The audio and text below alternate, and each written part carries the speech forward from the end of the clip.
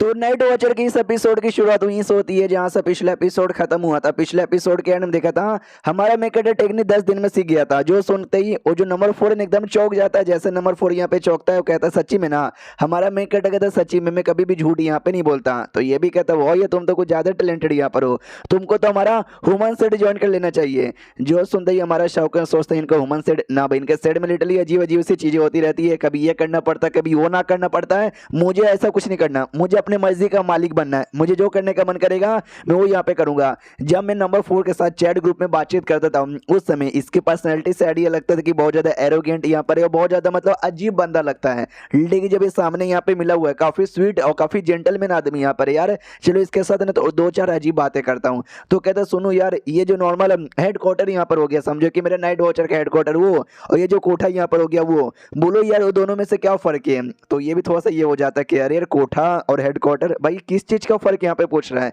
तो मैं बता भी देता हूँ। कहता है कि वेल यार ये जो तुम्हारा हेडक्वार्टर है ना, मैं चाहे तो वहाँ पे रात गुजार सकता हूँ, लेकिन जो कोठा है ना मैं किसी कोठे पे कभी भी रात यहाँ पे नहीं गुजारूंगा। हमारा मैं कहता सच्ची में तुमने कभी रात नहीं गुजारी है क्या? ये भी कहते यस यार मैंने कभी भी नहीं गुजारा है कोठे पे रात, बस जाता हूँ दारू वारू पी के आ जाता हूँ, ना किसी छिनाल के साथ में सोया हूँ, नहीं मैंने कभी रात गुजारी है। हमारा मेकअप भी कहता है अच्छा ऐसी बात है क्या? तुमसे एक और सवाल यहाँ पे पूछना है, जैसे कि फीमेल नेशनल टीचर हो गई, वो वुमन सेट की मेंबर यहाँ पर है और उनको डुओ कल्टीवेशन करना जरूरी है, लेकिन वो नहीं करते जिसके चक्कर में उनको हर महीने तकलीफ होती है। ये तुम भी वुमन सेट के मेंबर हो, करते तो तुम भी नहीं हो क्या? तुमको भी ऐसा कोई तकलीफ होती है क्या? जो सुनते ये भी कहता है कि एक सेकंड तुमको कैसे पता चला भाई ये सब के बारे में? हमारा मेकअप कहता है कि वेल यार वाई गोंग ने मुझे बताया। तो नंबर 4 भी सोचता वाई गोंग ने बताया, मैंने सुना वाई गोंग इसको बड़ा भाव देता है, इसको लाइक करता है, इसकी बातों से लग रहा है कि हाँ भाई वाई गोंग कुछ ज्यादा ही इसको भाव देता है। और ये रिप्लाई देता है कि रही बात तकलीफ होने का हर महीने, मुझे तकलीफ यहाँ पे नहीं होती क्योंकि वो जो ह्यूमन सेट के शॉर्ट टेक्निक है ना मैंने बस वही सीखा है, उनकी जो मेंटल टेक्निक होती है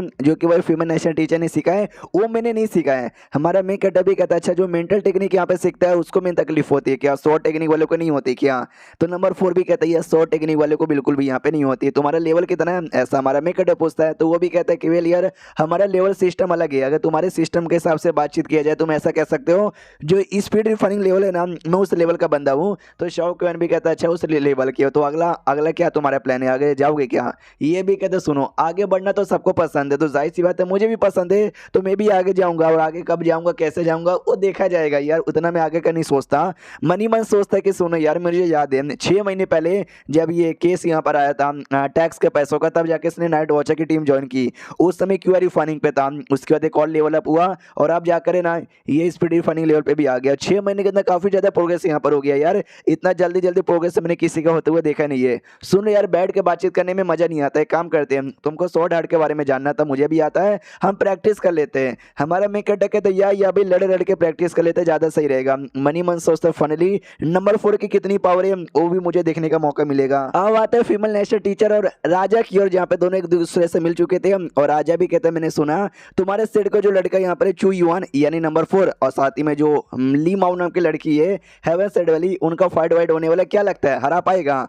तो ये भी कहती है कि आई रियली डोंट नो यार, हमारा ये लड़का है तो बड़ा कमाल का टैलेंटेड, लेकिन वो जो लड़की ली मियाओ है ना वो भी बड़ी हार्ड यहाँ पर है, लेकिन हार्ड तो ये भी यहाँ पर है, यानी मतलब मानना पड़ेगा दोनों का जो है ना भाई ऑलमोस्ट बराबर यहाँ पर है, कौन जीतेगा कौन हारेगा ना इस बात की कोई भी गारंटी यहाँ पे नहीं है। जो सुंदर राजा भी कहते चू युआन जो कि ये टाइम का काफी कमाल का स्वॉर्ड में माना जाता है ये जनरेशन का, एक टाइम पहले हमारे इंपेरियर का ही मेंबर यहाँ पे था, इंपेरियर पैलेस का, लेकिन बाद में इसने छोड़ यहाँ पे दिया और अकेले सफर पे यहाँ पे चले गया था, जो मुझे बहुत ही बुरा यहाँ पे लगा। और मैं ये कहना चाहता हूँ कि वेल जितना जितना टाइम यहाँ पे गुजरे जा रहा है ना, जो लोग यहाँ पे आ रहे हैं वो काफी ज्यादा नल्ले आ रहे हैं। मैंने हाल फिलहाल में कोई ऐसा कमाल के जूनियर देखा ही नहीं है जिसको देख कर ना मेरा भी माइंड बहुत ज्यादा भौचक्का यहाँ पे हो जाए। और तुमको पता भी होगा जो हेवन सेट के लीडर है उसके बारे में यार, उसके बारे में मुझे वो ये खबर मिली है कि अभी तक है ना उन लेवल 1 जो रहता है ना पहला ग्रेड वहाँ पे जा नहीं पाया है, जो बहुत पहले लड़ाई हुई थी हेवन सेट और ह्यूमन सेट में जिसमें तुम्हारे अब्बा जान ने लड़ाई की थी, एंड में आउटकम कुछ नहीं आया, कोई जीता या कोई हारा कुछ पता बता यहाँ पे चला ही नहीं है। मनी मन सोचता है इस बार पता करने का एक ही तरीका, लड़ाई करो और लड़ाई करके जीत जाओ, और जीतने के लिए तुमको एक ही चीज चाहिए हो पावर, और पावर के लिए तुमको कल्टीवेशन यहाँ पे करना है, और कम टाइम के अंदर ज्यादा कल्टीवेशन करने के लिए तुमको डुओ कल्टीवेशन करना पड़ेगा। वही तो मैं कब से कहता हूँ इसको,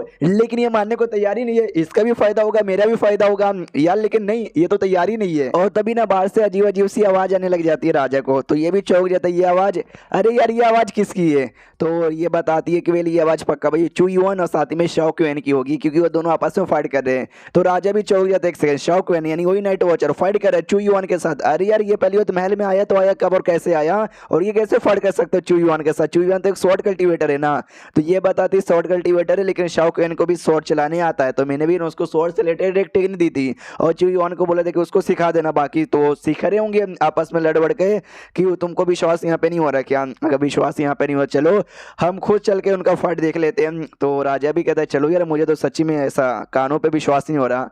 अब आते हुए दोनों की फाइट की और जहाँ पे दोनों फाइट किए जा रहे हैं। तो नंबर 4 भी नोटिस करते हैं कि शाओकुएन 10 दिन के अंदर इसने स्वॉर्ड को काफी अच्छे से मास्टर कर लिया, इतने में तो कोई कर ही नहीं सकता।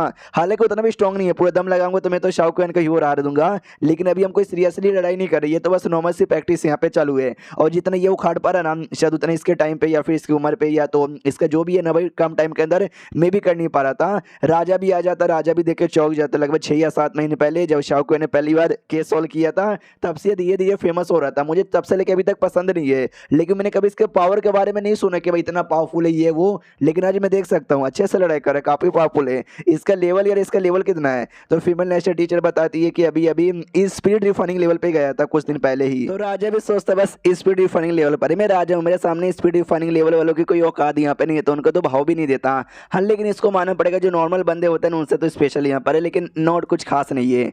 तो ये भी कहती खास नहीं है भाई, बहुत खास है। आपको क्या पता, आपने बोला ना कि भाई हाल फिलहाल में कोई कमाल का नया जीनियस यहाँ पे आ ही नहीं रहा। मेरे ख्याल से शाओकुएन है हाल फिलहाल का सबसे कमाल का जीनियस। राजा का ध्यान तभी चू युआन की ओर। हाँ भाई ये जो लड़के ना चू युआन, इसको बोलते भाई असली जीनियस। बंदा हो तो भाई ऐसा यहाँ पे होना चाहिए।